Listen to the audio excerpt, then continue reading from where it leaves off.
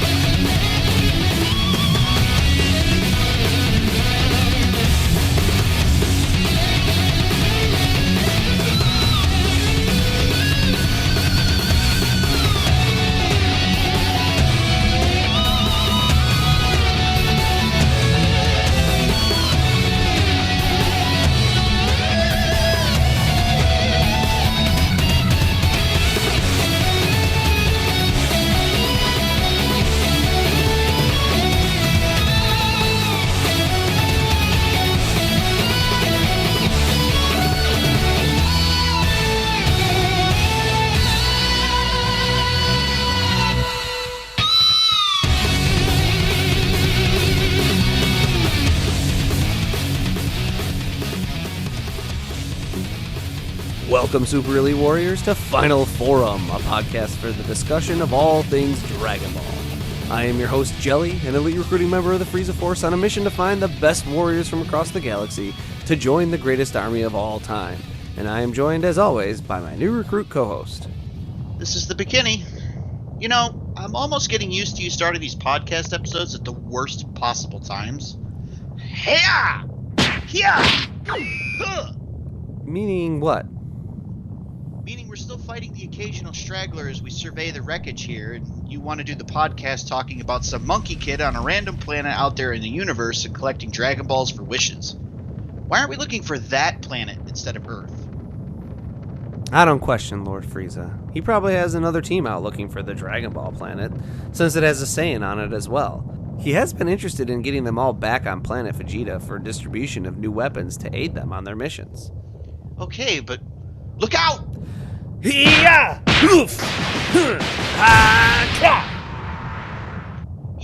my point remains. We're out here fighting off the occasional Carbivore, Apulian, Arlian, or Frogface, and you're wanting to try to have a podcast.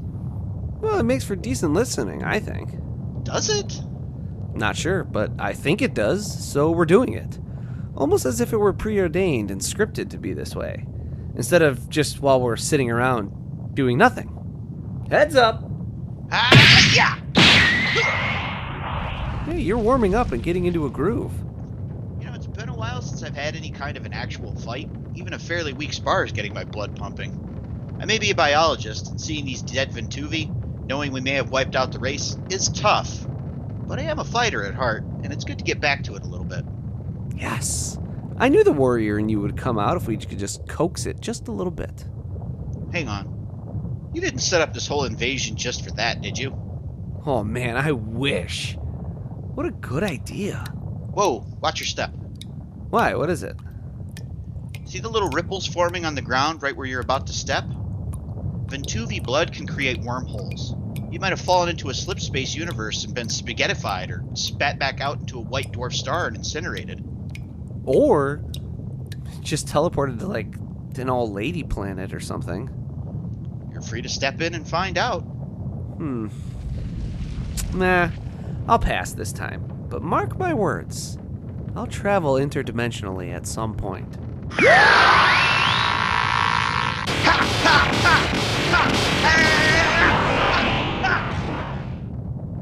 19, 20. Hey, I count 22. I think that's all of them. Come on. Where to?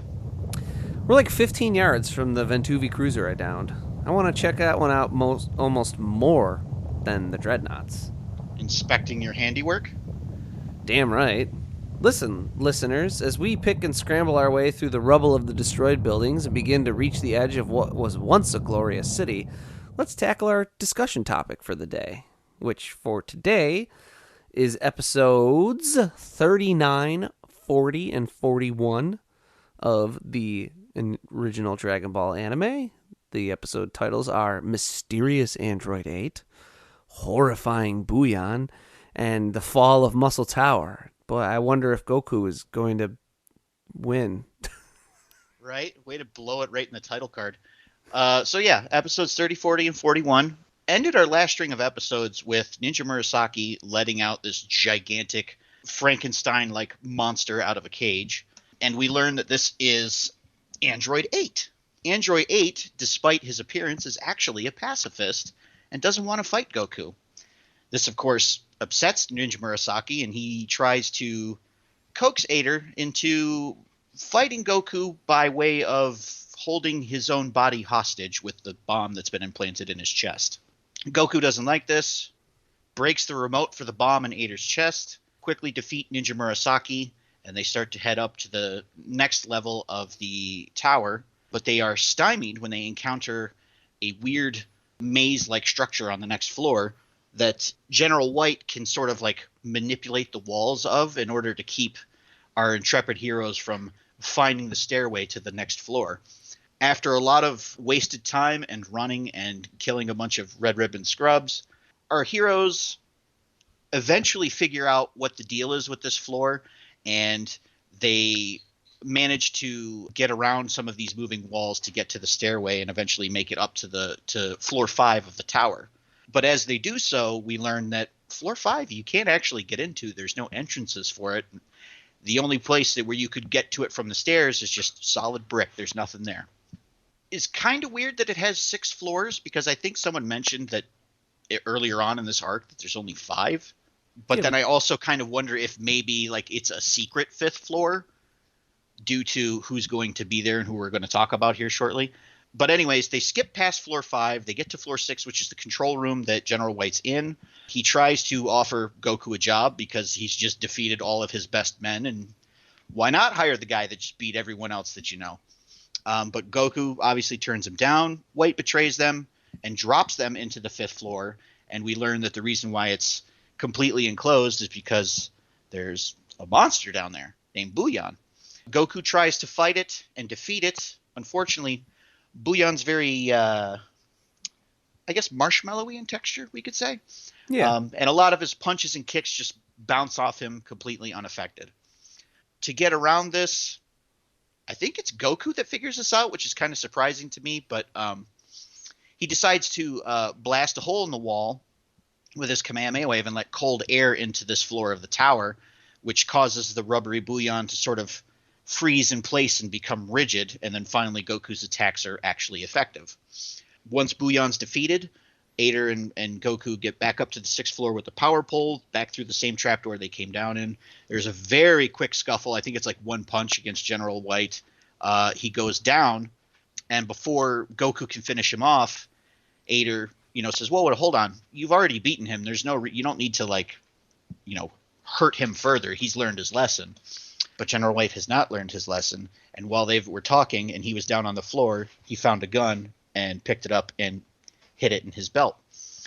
Instead of continuing to beat White into a bloody pulp, Goku and Ader tell him to bring them to the village chief so that he can be rescued and they can leave. Which he does without much resistance. Once the village chief has been released from his cell, General White quickly takes the gun and uses it to take the village chief hostage, knowing that our heroes would not want to endanger the life of an innocent person. He tries to convince Ader to kill Goku, which Ader will not do because he's a pacifist. So instead, once he fails to convince Ader to switch sides with him, he tells Goku that, if you do anything, I'm going to kill this old man. So Goku says, "All right, fine, I'll do whatever you want, just don't hurt the old man." "All right, kid, turn around, turn your back towards me." And as soon as he does, blam, shoots Goku right in the back of the head. Everyone thinks he's dead. It's a horrible day. I can't believe our heroes died so early in this series. This sends Ader into a rage where he essentially sends General White into orbit. Just like, if you ever seen One Punch Man, like this is where it got its origins from. So Ader saves the village chief. Village chief learns, oh wait, Goku's not dead. He's just unconscious. We just need to wake him up. They wake Goku back up, leave Muscle Tower, having saved the village chief, and they return to Snow's house for a nice little family dinner. And Ader finds a new home with the village chief and his wife. And that's pretty much it, I Yeah. think. We're all done with Muscle Tower. Good riddance. Let's delve into these episodes as we are wont to do. The whole point of this podcast, right? And we'll start with talking about Ader, Android 8. It's very obviously modeled after Frankenstein's monster. Even when he's first introduced, there's a storm and lightning outside the tower to really make sure you're picking that up. In case it wasn't obvious. Yeah. Again, though, he subverts expectations, at least to an extent. You'd think a caged up brute would be this monstrous beast ready to tear his enemies to pieces. That's clearly the setup here when Murasaki goes to release him, but instead, he's a pacifist.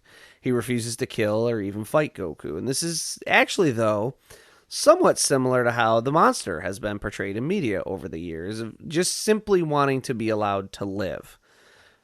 The difference really is in the works of a lot of Frankenstein stories, this desire comes into direct conflict with those of human protagonists, or, depending on how heroic you view Dr. Frankenstein, antagonists. And then there's usually some kind of violent outburst from the monster as a result that actually winds up hurting an innocent and winds up, he's portrayed as the monster then. Android 8 does not lash out in violence against anyone who could possibly ever be perceived as innocent, and never in his own self-interest. It's never just because he wants to live. The existence of this android implies the existence of some heretofore unseen Red Ribbon Army scientist who's creating these monsters and androids. This is an idea that'll be plumbed for some stories later on in the franchise, both canon and non-canon, if you care about such things. But yeah, there's like movie stories with, more Red Ribbon Army scientists, and there's also Red Ribbon Army scientists and things that show up in the manga and the actual anime. Given how many androids they make, I'd be very curious to see what the budget for that department was. Him being called Android 8 also kind of is due to some translation issues. In the Japanese, he's called Jinzoningen Hachigo. This translates somewhat very literally to man-made denoted 8. Or less awkwardly as man-made person number 8. And more accurately as artificial man-made human number 8. Unfortunately, this just gets translated as android for American viewers, because Jinzoningen Hachigo, Android 8, like it actually, those mouth movements kind of are, it takes like the same amount. So it's for the ease of translation and for ease of dubbing. But this denotion of android implies that Ader, as Goku winds up calling him, and more on that in a moment, is not a Frankenstein monster who's his own conscious person created from the bodies of others sewn together, but merely a robot designed to look human, and that him looking like a Frankenstein monster was some sort of like conscious choice to make him look like that. This winds up being further convoluted by him having a bomb in his chest, which American viewers would definitely associate with a robot, and then even more so in later stories in the Z portion where Goku encounters actual androids. And these androids, 16, 17, 18, 19, and 20, are also in the Japanese called Jinzoningen. So even people with like a moderate Japanese proficiency could get tripped up and think that they're supposed to be the exact same thing because they have that same similar kind of title. So it's all a big mess and it's a little confusing, but the intention of Toriyama with Android 8 was that he was a man-made person and more like Frankenstein's monster than a robot. And Goku passes along to Ader part of his training from Roshi. It's okay to fight against those who would seek to do harm first, and we see this on display from Goku, especially as he never thinks for a second to fight Ader, because despite his outward appearance, he's non-violent, and so Goku will never attack someone who doesn't attack him first. Goku also seems even content with having had Murasaki defeated before the ninja threatens to kill Ader, at which point is finally when he punches Murasaki across the room. And, Goku affecting other characters and affecting change in those characters is something that we've touched on a lot before. But this particular encounter is a pretty important moment for Goku because up to this point, his battles have been largely internal. They're very Eastern in their ideals and goals of pushing yourself for the sake of your own betterment. Goku keeps this in his mind moving forward, definitely. He's always trying to get better, but it takes on more of a Western bent from now on. He begins seeking out stronger opponents to keep pushing himself and progress in a more quantifiable fashion. The bar against which he measures himself switches a little bit from simply measuring against who he was yesterday to also looking at others and his ability to defeat them. We see this mentality carry all the way through Super, as Goku's constantly pushed by his mentors to better himself against an external standard, like Vegeta or Frieza or Beerus or the fake out used with Monaka. And it's a shift from Roshi's teachings during Goku's initial Shugyo, that he should not be concerned with winning or losing, but only with learning about his own limits and pushing himself. There's a danger in hewing too close to this Western idea, and we're likely going to delve deeply into that when we get to like Vegeta and how his main driving force and what is his main driving force essentially. It's this, right? It's measuring yourself against others, right? Yeah. But luckily, Goku maintains at least a portion of his mentality in that mindset of his initial Shugyo of being more concerned with his own personal growth. Still, though, he is affected by this mentality as he's left the controlled tutelage of Roshi and entered into the real world. He can no longer truly afford to only care about his own limits when the lives of others are at stake. Also, on a more instinctual level, this idea of finding new opponents excites Goku and awakens his warrior spirit. Dude likes to fight. This sort of violent pacifism, and yes, we realize that's an oxymoron, but that just kind of fits. Is that at the core of at the core of a lot of Journey to the West as well, with Xuanzang wanting little to do with fighting and Sun Wukong seeking to achieve enlightenment through battle, despite both of them being Buddhist pacifists. It's also a heavy road to walk, as you must shoulder the burden of the pain others cause and that you will be causing them. You have to understand what you're sacrificing in order to be justified in your actions. Yeah, and now remember, we said we would talk more about the nickname Aider. So, in the Japanese, Goku calls him Hachan. This is a combination of the Japanese word for Hachi, which is 8, and the honorific Chan or Chan, which is used when speaking with younger friends. Does anyone call Goku Chan? Or Bulma calls him San-kun, which, signifies that she perceives him as like an elder, kind of. But I don't know if anyone calls him Chan, but that's like your buddy who's your same age and you're both kind of young. Aider, then, is actually not that bad of an English approximation. It lets us know that Goku sees him as something of an equal and a friend right off the bat. He gives him a nickname and a name that's not Android number 8 or artificial man-made human. It humanizes the artificial man, and it immediately increases his bond with Goku. And that's Goku's true disarming power on display. In an instant, he can validate you as a person and make you feel totally accepted. Briefly, because this is a Toriyama work, there's some contrasts and clashing opposites. We have a number of contrasts here, and it's off the charts when you just break it down. First, you have Aider, who is based on Frankenstein's monster. It's a creature who possesses Frankenstein's monster, that is a creature who possesses a childlike innocence, but the brain of a murderous psychopath, and is therefore prone to violent outbursts. While Aider himself is a creature created specifically for killing and violence, and instead chooses innocence and pacifism. He then befriends a child who is outwardly naive and innocent, but has within him violent tendencies and, if you remember the Ozaru form, a literal actual monster. What tangled webs Toriyama weaves. So it's impressive. Or it's, weirdly is impressive when you talk about things like the somewhat poetic symmetry of all of that, while knowing that he just makes the edited by Lord Frieza for our listeners' safety up off the top of his head. I was just thinking in my head, I'm like, if he was probably listening to this podcast right now going, well, I never really intended any of this. I just thought it'd be cool if he fought Frankenstein. Yeah. but it has that layer of working to it, and that's kind of impressive. It gets us too into a philosophical discussion, if you will, of at what point violence is justified. It's an interesting discussion to have, right? Because it's actually something that comes up throughout this franchise, really, right? Sure. Especially it's based on fighting. Oh, and I would say too, especially when we get into when Goku and Vegeta start to become a little more friendly, a little less Vegeta solely focusing on fighting Goku again.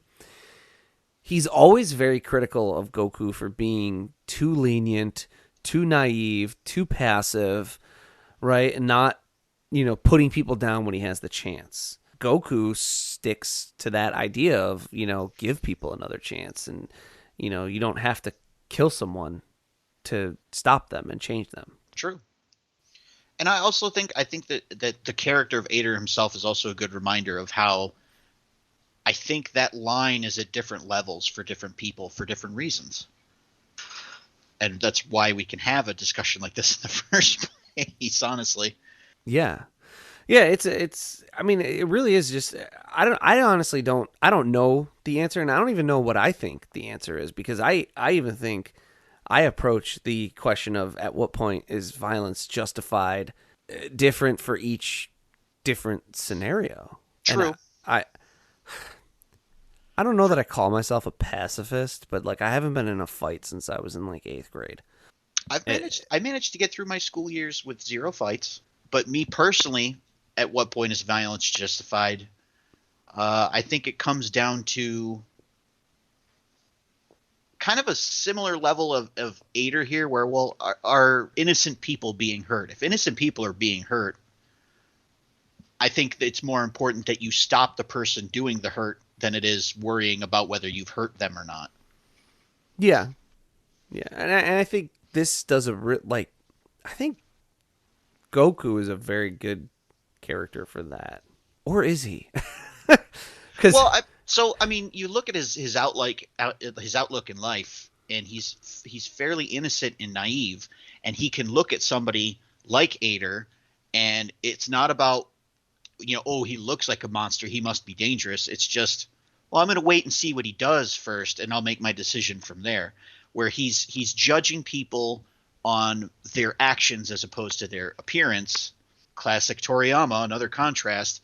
It seems like Red Ribbon Army is more worried about looking tough as opposed to trying to be like a benevolent leadership. They just want that image of power and brutality. Yeah. I guess where Goku kind of gets more into he's not hesitant to apply physical force, I would say. No, but he always looks for a reason, I think. Before. Right. Because, like, even if you think, like, way back to the very beginning of the show, Dinosaur Man flies off with Bulma. He doesn't even think to chase after them until she's like, hey, he's kidnapping me. Do something. Doesn't he say to himself, like, oh, I didn't know she knew that guy or something like that? Yeah, like, it's something crazy like that.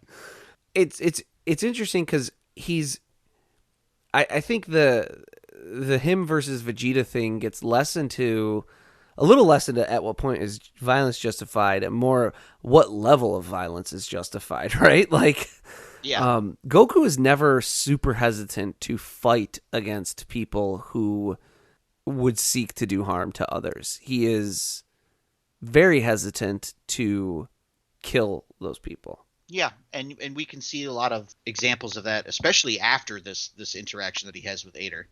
There's the whole like Piccolo Jr. thing. There's, Vegeta. There was an opportunity to kill him while he was still on Earth, and they let him go. Nappa, he took out a commission but didn't kill, and told Vegeta to get him like medical help, and like the list goes on from there. But yeah, like almost every villain, I think from this point on, he at least like tries to give a chance. Yeah, I think for the answer for Goku is physical violence. Physical violence is justified as a show of force as soon as another life is threatened in a real way. Threatened. Yeah. That's the other thing. It has to be a threat from a point of ability to execute on said threat, right? Like if I was just like, oh, I'm gonna beat up everyone you know, he would be like, yeah. Well, I mean, even just the previous fight with Ninja Murasaki is a great example. Like, he doesn't even really take Murasaki as a credible threat until he threatens Ader. Right. So he that's his answer, and I think that's actually a pretty good answer. I think you'd have trouble finding anybody that wouldn't think. I mean, unless they were just straight up pacifist, like violence is always wrong. But And then his answer kind of continues a little bit to it's also acceptable up until, because then there's the question of when is it okay to start attacking someone, and then it's when do you stop attacking someone, right? And Right. his is once you have shown that you can that you are their superior, you stop. yeah, I could see that. And then that also plays into his personal philosophy from earlier. He's not going to cheat to do it either. He's gonna beat you at your own game, and he's gonna beat you so bad that you have to recognize that he's the superior one. Right. Yeah, he doesn't like to cheat. That speaks into, we talked about this on, like, was it our second episode, right, when we talked all about is Goku overconfident? Yeah. That it goes all the way back to him, giving Cell a sensu bean. Like, he doesn't want anyone to ever have an excuse. Yeah. These are the kinds of philosophical discussions that we need to have more of. Okay, then how about where does here's one. Where does Ader rank for you as a Frankenstein's monster adaptation? Oh, 10 out of 10. Best boy. As a Frankenstein monster, it really is just a visual callback mostly, I think, right? Yeah.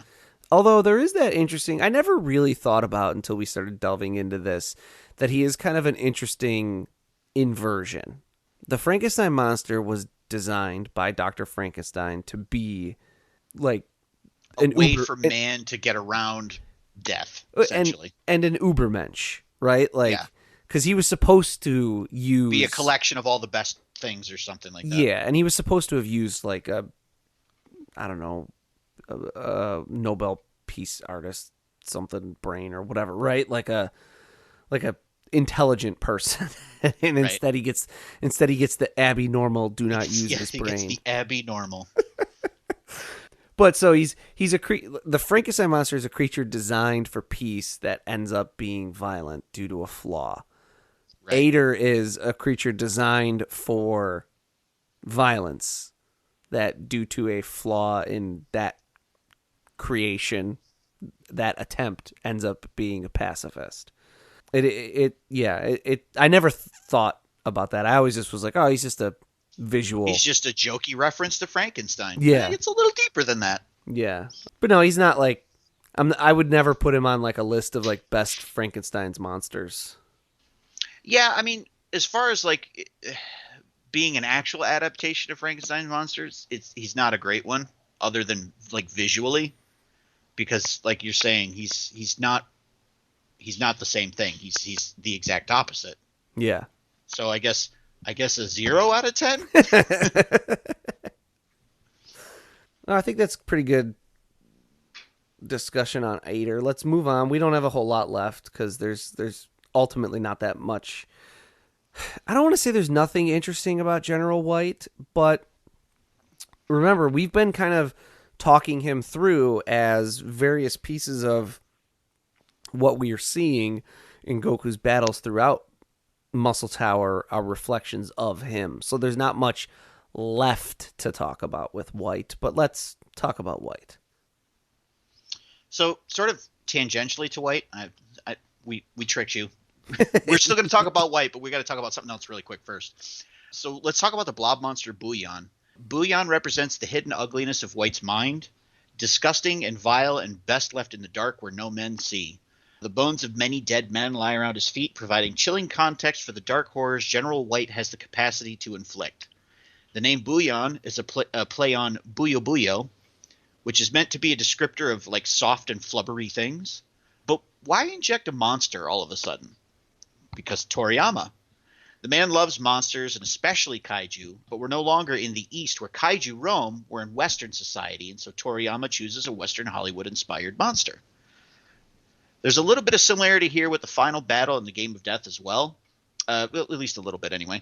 In that movie, Bruce Lee fights Kareem Abdul-Jabbar at the end, and they're very much foil characters. Kareem is tall, and his style capable of countering Bruce's small, fast style of no style. Booyan is large and able to counter Goku's rock, paper, scissors style with soft counters. Ultimately, he's defeated like his Hollywood counterpart by being frozen. Yeah. And that Hollywood counterpart, just because we forgot to put it in our notes, that's the Blob, right? Yes. And that is, I like the Blob. I think it's I hold it on the same level as like zombies. There's a good way to do it and there's a bad way to do it. And when it's done well, it's really, really good. And when it's not done well, it's really, really dumb. The original Blob is like, it's weird. The original Blob is, I'll preface this by saying my favorite Blob movie is the one from the 80s. That's the one I was thinking of too, with the outrageous special effects. Those were so good. Yes. The original is not a bad movie. It's a little dull, but the thing that's really interesting about it, and why I would still say like it's a pretty good movie, and I think it's a pretty important one, is it was a very early independent science fiction film. You didn't get a lot of those in the 50s. And you especially didn't get a lot of those in the 50s that were made in color. And so for this little indie, and I don't want to say little indie because I'm sure it had some budget to it, but like for this independent movie that wasn't backed by a studio to delve into science fiction and be a hit in a very long roundabout way, paves the way for a little guy that we know named George Lucas. Never heard of him before. To independently create a science fiction movie. You've probably never heard of that one, though. It's completely unfamiliar to me. Never heard that name before. Ever. But no, I mean, that's kind of what the original Blob is. It's like an okay movie. It's a little slow, but the colors do really pop in it. And I enjoy it for what it is, and it's also very important. But the 80s one is baller. Yeah. But so keeping with some foil characters and opposites, the village elder is the opposite of White. He's small, balding, he's thin. He's everything that White never wants to be, which is why he's been locked in the dark of a tower that represents White's inner self. White is trying to hide away any semblance of goodness he may once ever have had. And then we get to White's offer of a job to Goku. We mentioned that is very Bond villain. He even uses a trap door, just like a Bond villain. And specifically, again, a scene that appears in You Only Live Twice, the Bond film that was set partially in Japan and helped inspire, we think, the creation of Murasaki. So then ultimately, when Ader punches White into oblivion, he is, metaphorically speaking, consumed by his own icy heart. Nice. Very poetic. To pull us back just a tad to Ader and tie us all together here, this is the part where Ader shows how Goku has changed him. He's willing to react to White seemingly killing Goku, showing that he's internalized Goku's ideal of being willing to attack those who would do harm to others. Again, this is an inversion of the Frankenstein monster and prone to violence against innocents for his own self-interest. Ader attacks an evil person to protect another person. Fun fact here, as we're about to more or less wrap up. In the original Japanese broadcast, there was a quick preview at the end of this for Curse of the Blood movie. Blood movies. For Curse of the Blood Rubies, the movie we did a commentary on a while back. But so that wraps us up more or less on Muscle Tower and what is considered the Red Ribbon Army saga, even though the Red Ribbon Army has not been remotely defeated and are about to be the main antagonists for another, 20 episodes? More? I'm not even sure. But it's a batch. It's a chunk. What are your overall thoughts on the Muscle Tower arc? It's For me, I think it's might be my favorite part of the Red Ribbon Army saga We got to stop agreeing on this stuff so much. because because it I don't know, it has that like something about the way it's structured. You just do feel like it's continually progressing. Yeah.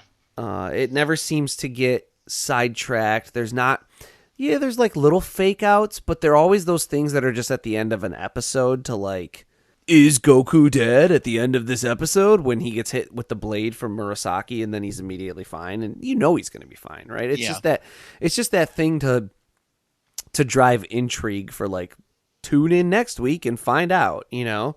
But there's more continual progression here, and there's not like just things done to keep padding the runtime so much. So I have a theory as to why I think this particular arc in the Red Ribbon saga is so effective. And I also think it ties back a little bit to some of the stuff that we saw in the World Martial Arts Tournament. We're getting a lot more context and backstory for all of these other characters that are involved in this muscle tower. So like you were saying, like all these floors and all these different things that represent aspects of General White as a person, as a character, gives us insight into like his motivations as a character. We learn more about him. It makes him harder to forget. And this is something that Toriyama really started to hammer on in the World Martial Arts Tournament when you look at characters like Nam. There were other fighters in the tournament, but the one that most people that sticks in their mind is Nam. Like Lanfan, Giran, nobody really pays too much attention to them because we don't get any info on them. The first time we see them would be like, you know, when they're actually having their fight. And so their fights are a little bit less compelling that way. But when you know what Nam's motivations are versus what, say, Goku's motivations are when they first face off, it kind of helps raise the stakes a little bit. And I think we're getting that in a more, I guess, story format. Like the story itself is what's building the tension as opposed to like an actual one-on-one fight. And we're getting that context as he's progressing through the tower, so that the tower itself is sort of like building up to General White. And then there's that classic, again, Toriyama bait and switch where you're thinking, oh, this guy is going to be tougher than all of these other dudes put together. And then Goku takes him down in one punch. Yeah. Yeah, it does a good job of building the tension. And then, yeah, I don't ever feel like, oh, I wish they had actually had a fight, you know, like, so that's how you do that in a satisfying way, right? Well, and I also think how they handled the direct conflict between White and Goku is interesting as well, because up to this point, almost everyone we've seen Goku go up against, he just beats them flat out in a fight. And this is the first one, well, one of the first. Actually, technically, I guess Master Carrot would have been the first one to use somebody like another innocent person as like a bargaining chip to keep Goku from kicking his butt. Yeah. So they essentially end run around his strength and they use an actual weakness. And then I think actually, if I remember right, White grabs his tail at one point. Yes. As well. So he's more of the devious villain that would wait for you to expose a weakness and exploit it, which is not really something he's come up against yet. Most of the villains he's come up against to this point, it's been, oh, they're really strong. I don't know if I'm going to be able to beat them, but we all know it's Goku. He's going to win. Right. Yeah. And yeah, it is like, I think that's another piece of what works better about this than the rest of the Red Ribbon Army stuff is this is Goku's first encounter with unscrupulous villainy, you know, people who can't be reasoned with, people who can't be bargained with, people whose minds can't be changed and they can't be saved. They don't get redemptive arcs. When this happens, it's not exactly the same for General Blue, and actually General Blue himself is a really interesting character. We're going to talk about him a lot because he's the main antagonist and he may or may not have certain markers in his performance that may or may not lead to representation. if You know But what you I'm know, driving at? it's 80s anime, so it may not be the best representation. Yeah, but no, that just makes him kind of fun character and an interesting one. But then you kind of get it again with Commander Red of these people who are more than Goku's match in terms of how ruthless they're willing to be, but not even kind of his match physically. Right.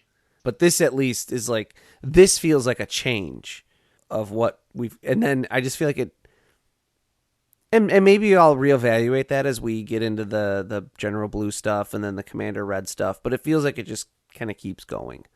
I also think it kind of hits a really nice balance point between the early episodes where it's very whimsical and then the tournament arc where it's just straight fighting all the time. This seems to be, and it is the first major arc after the tournament, but it seems to be like they realized, oh, we don't want to just straight do like fighting tournaments all the time. Let me pull that back a little bit and rope back in some of these other story elements that I was going for and try and see if I can find a fun balance somewhere in the middle. And Yeah. I think this one found it, honestly. Yes, I agree. I like the Muscle Tower stuff. So we'll see. We'll see if we end up reevaluating our thoughts on the furthering Red Ribbon Army stuff as we go a little further. But I think next we're gonna delve into our next topic of discussion is going to be doing what we do when we reach the end of sagas or arcs, which really this kind of is and isn't. It's built that way in terms of the anime, so we're going to treat it that way. We're going to do a comparison of the manga and the anime for these batch of episodes and really put a bow on the Muscle Tower stuff, and then we'll be ready to move on and get into General Blue. Whew, man, this thing is impressive. And we probably just ensured their extinction. If the last remnants of their species was 10 of them under control by planet invaders, then they were already extinct. Damn, but you can justify anything with your lines of reasoning, can't you? Again, when you've been stranded on Lhasa Alkane with nothing but your reclaimed meals from your ship's wreckage... How many times have you been stranded on a strange planet and had to resort to less than savory methods for your next meal? Oh, who keeps track of that kind of thing? So much about you has become clear over these months, not just your skin. They don't call me Jelli the Translucent for nothing, remember? I also remember that they don't really call you that. Well, they should, even though my entire race is like this. Listeners, we're standing in the shadow of the original Ventuvi down by my Zeri Blast. Even knowing now that it was some sort of mind-controlled aberration, whatever the carbivore inside it did to disguise their presence retained the beauty of this magnificent creature. Until you punched a hole in it and blew its innards across the entire planet. Yeah, but it's brought that mildly calming glow back to things.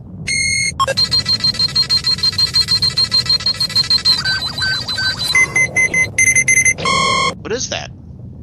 It's coming from inside the Ventuvi.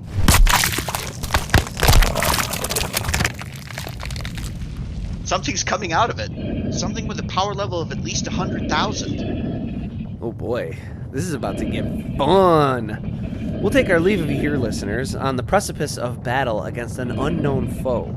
It's humanoid, whatever it is. Maybe a branch race? Will we perish in battle against this new enemy? Will we be able to push ourselves to new limits? Find out next time and help us achieve our final forum.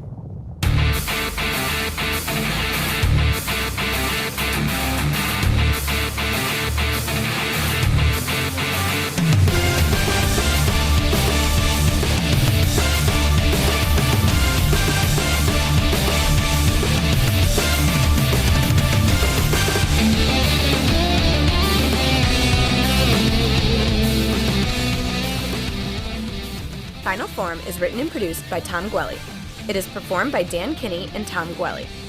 Our webmaster is Dan Kinney. Our theme music is provided by YouTube content creator GVG Kid. Want to learn more about the Dragon Ball universe, including concept art, behind-the-scenes interviews, and recommendations from Jelli and Bekinney? Connect with us on social media.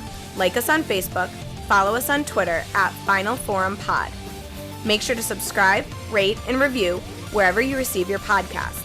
And of course, make sure to share with your friends and family and help us spread the word of the glory of Lord Frieza. The Frieza Force thanks you for your listenership.